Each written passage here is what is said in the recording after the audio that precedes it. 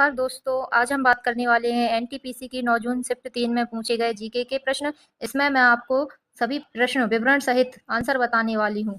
अपना पहला प्रश्न है, वेल्थ ऑफ नेशन किसकी पुस्तक है?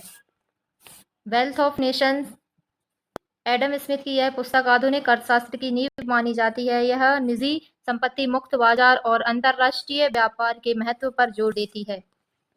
अर्थशास्त्र की कुछ और मुख्य किताबें जो आपके आगामी परीक्षा में पूछी जा सकती हैं।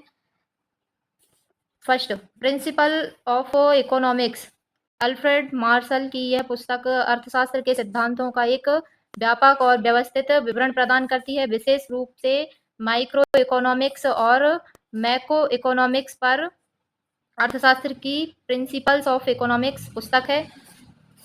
सेकेंड बुक है दास कैपिटल, कार्ल मार्क्स की यह पुस्तक पूंजीवाद के सिद्धांतों और इसके सामाजिक और आर्थिक प्रभावों का आलोचनात्मक विश्लेषण करती है।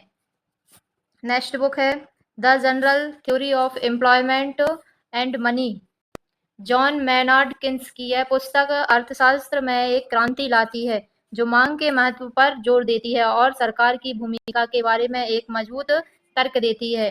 अपनी नेक्स्ट बुक है nature and significance of economics science, Lionel Robins की यह पुस्तक अर्थशास्त्र के क्षेत्र में इसके उद्देश्यों का एक व्यापक विश्लेषण प्रस्तुत करती है।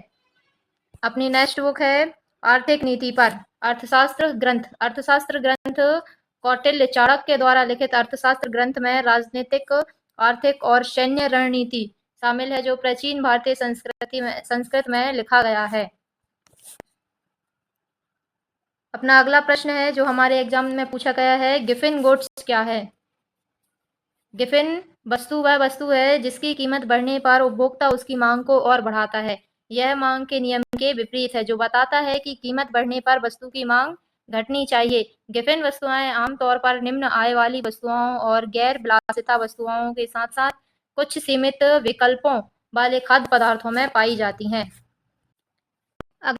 अगला प्रश्न, साहित्य के क्षेत्र में 2024 का नोबेल पुरस्कार किसे प्राप्त हुआ था? यह पुरस्कार स्वीडन के महान रसायनज्ञ और इंजीनियर अल्फ्रेड नोबेल की स्मृति में दिया जाता है। यह भौतिकी, रसायन विज्ञान, साहित्य, चिकित्सा, शास्त्री और अर्थशास्त्र के क्षेत्र में सर्वश्रेष्ठ काम करने वालों को दिया जाता है। नोबेल पुरस्कार को दुनिया में बौद्धिक उपलब्धि के लिए दिए जाने वाले सबसे प्रतिष्ठित पुरस्कारों में से एक माना जाता है। नोबेल पुरस्कार की स्थापना कब हुई थी?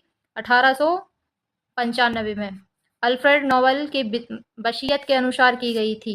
नोबेल पुरस्कार पहली बार 1901 में दिए गए थे। 1959 से अर्थशास्त्र में भी नोबेल पुरस्कार दिए जाने लगा। नोबेल पुरस्कार को दुनिया भर में सम्मानित किया जाता है और इसे अपने अपने क्षेत्र में सर्वोच्च माना जाता है। नोबेल पुरस्कार 2024 विजेताओं की सूची। भौतिकी के क्षेत्र में नोबेल पुरस्कार जॉन ए हॉपफील्ड और जेफरी ई हिंटन दोनों को दिया गया है। रसायन विज्ञान के क्षेत्र में डेविड बेकर, डेविस हस्मिस और जॉन एम जम्पर को दिया गया है। चिकित्सा के क्षेत्र में नोबेल पुरस्कार विक्टर एम्ब्रोस और गैरी रुबिन को दिया गया है। साहित्य के क्षेत्र में नोबेल पुरस्कार 2024 हैंकॉक को दिया गया है। शांति के क्षेत्र में नोबेल पुरस्कार जापानी संगठन निहोन हिंदाक्यो को दिया गया है।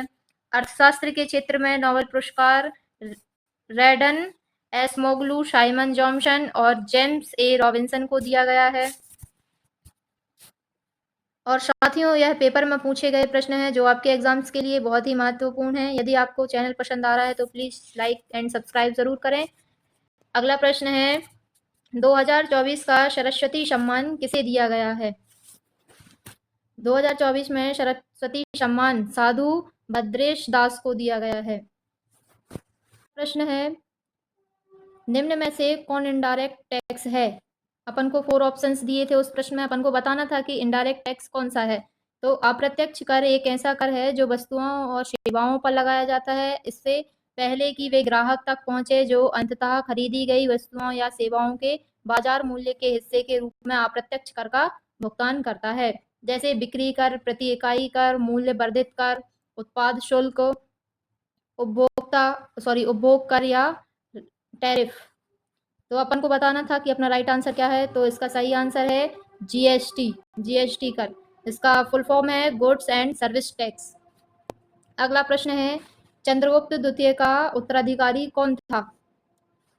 तो चंद्रगुप्त द्वितीय के उत्तराधिकारी कौन था? कुमार गुप्त प्रथम थे, जो कि उनके पुत्र थे। कुमार गुप्त प्रथम ने 1415 ईस्वी में गुप्त साम्राज्य पर शासन किया था। अगला प्रश्न है, कनाडा के राष्ट्रपति कौन है? तो अपन को बताना है कि कनाडा के राष्ट्रपति कौन है। मार्क कॉर्नी एक प्रमुख अर्थशास्त्री और पूर्व बैंक ऑफ कनाडा के गवर्नर हैं, जिन्हें जस्टिन ट्रूडो की जगह लिबरल पार्टी ने प्रधानमंत्री पद का उम्मीदवार बनाया था। ट्रूडो के कार्यकाल में भारत कनाडा संबंधों में काफी गिरावट आई थी, क्योंकि उन्होंने बार बार भारत के खिलाफ बयान दिए और खालिस्तानी समर्थकों के प्रति सहानुभूति दिखाई। अपना अगला प्रश्न है, एनर्जी का एसआई मात्रक क्या है? तो आपको पता होगा कि एनर्जी का एसआई मात्रक क्या है, जूल। इसमें मैं आपको और भी मात्राएं बताने वाली हूँ और उनके एसआई मात्रक बताने वाली हूँ। फर्स्ट है लंबाई। लंबाई का एसआई मात्रक है मीटर। द्रव्यमान सेकंड, उसका एसआई मात्रक है किलोग्राम। समय का एसआई मात्रक है सेकंड।